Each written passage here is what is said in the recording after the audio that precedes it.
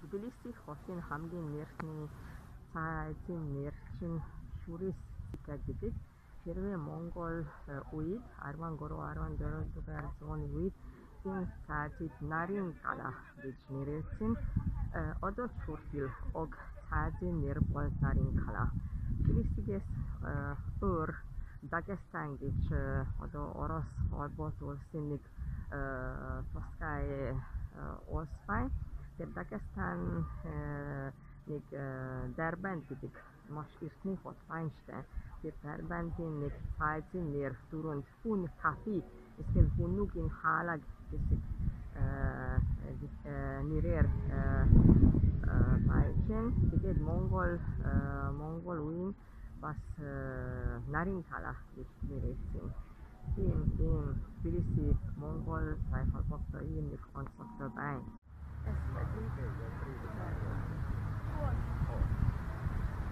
Где скоро туристический спорт?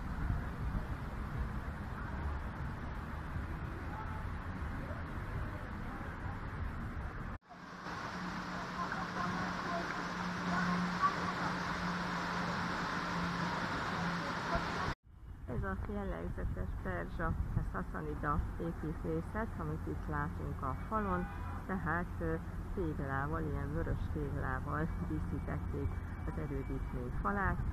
Hasonlókat építettek a perzsák mai Észak-Azerbajdzsánban és Dél-Dagesztán területén.